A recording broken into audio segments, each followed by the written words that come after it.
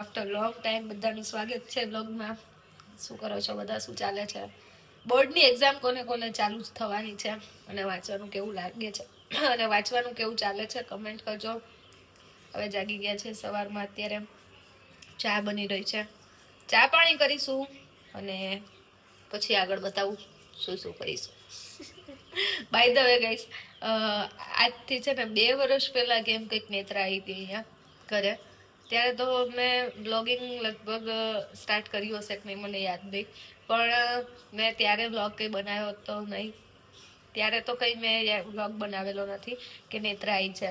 તો અત્યારે ત્યારે એ 15-20 દિવસ રોકાઈ હતી અને બહુ નાની હતી, એકદમ નાની, 1-1.5 મહિનાની જ હતી, એમ 1.25 મહિના પછી આવી હતી.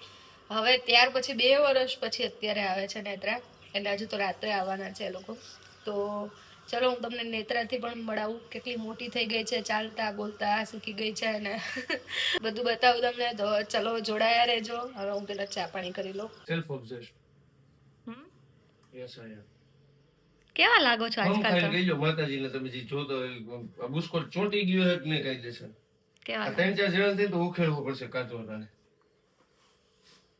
દિવસે દિવસે લોકોની એજ વધતી જાય, તમારું તો નૂર વધતું જાય છે.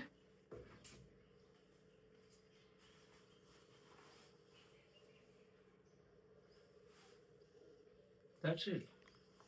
આ તૈયાર છે, તો ચલો મિત્રો ચા પીવા માટે અને પછી કામ કરીએ.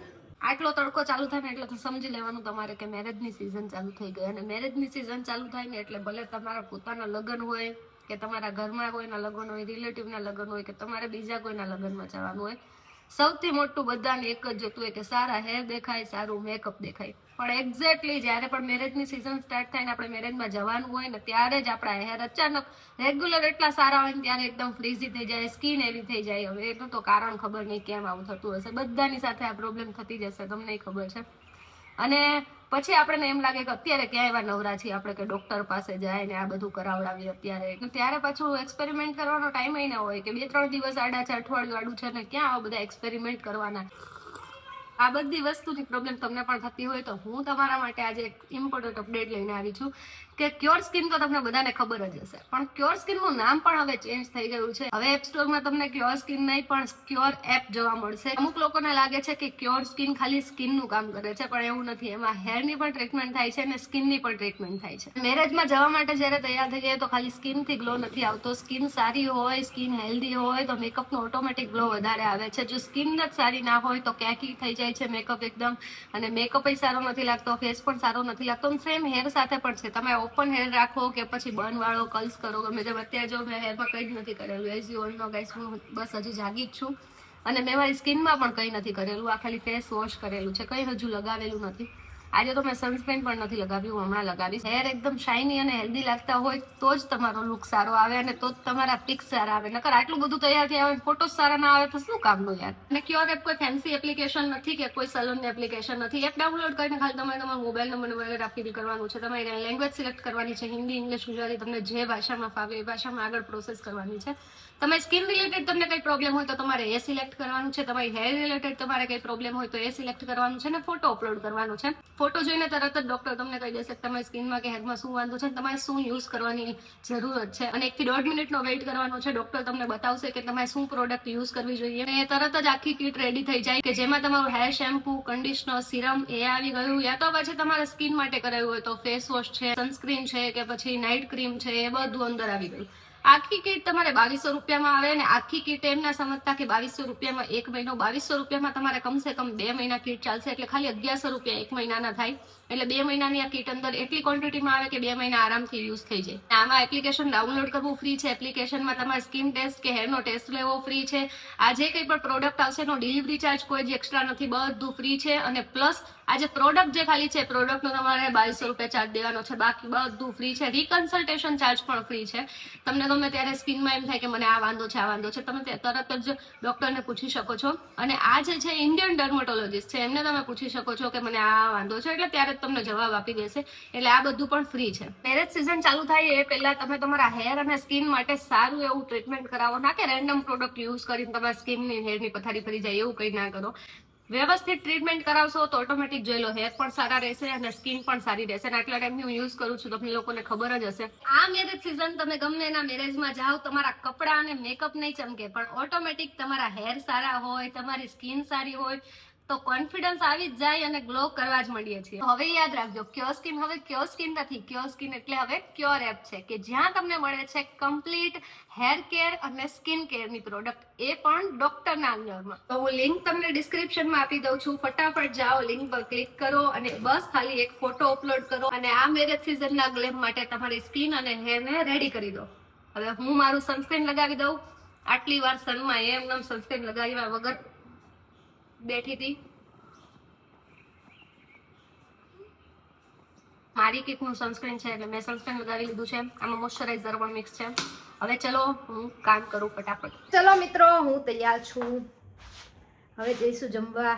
તમને પાસે ડ્રેસ પહેરીને જમવા જાય છે, પણ એમાં એવું છે કે જમી અને આવીને તરત પછી આપણે બીજી એક જગ્યાએ જવાનું છે, એટલા માટે અત્યારે આપણે પહેલાં બહાર જમવા જઈએ અને પછી આવીને ટાઈમ ના બગડે એટલા માટે મેં ત્યાંથી ડ્રેસ પહેરી લીધો છે. કેવી લાગુ છું? ચલો જોડાયા રહેજો. કેટલું સાફ સુથરું અને ચોખ્ખું રાજકોટ થઈ ગયું છે આજકાલ, નહીં? એકદમ મસ્ત, નીટ એન્ડ ક્લીન. જ્યારે નીકળો ત્યારે સરસ ચોખ્ખું હોય. આવું નવું રહી તો સારું. સ્માર્ટ સિટી થઈ ગયું છે ખરેખર. મારે આવો પિઝા ખાવાની ઈચ્છા હતી, પણ હવે પાસ્તા મંગાવ્યા છે.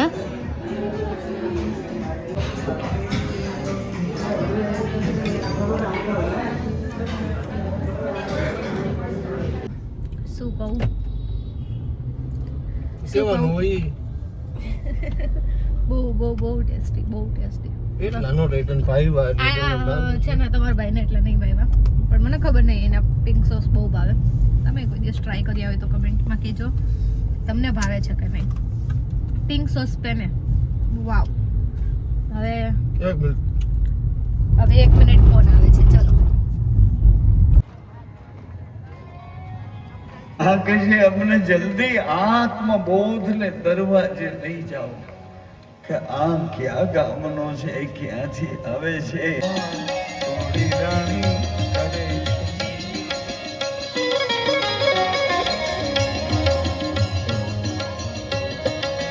અનુભવી આવ્યો છે.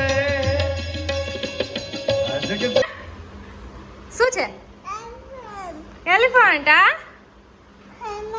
ખેમલ. વાવ.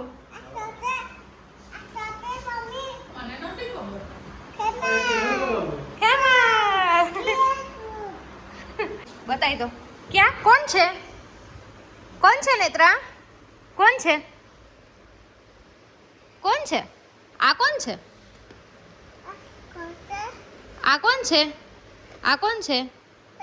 કોણ છે? મસા.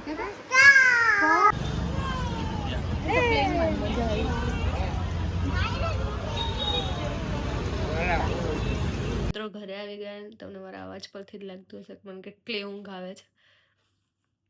બહુ ઊંઘ આવે છે અને ઓલમોસ્ટ હું સૂઈ ગઈ હતી.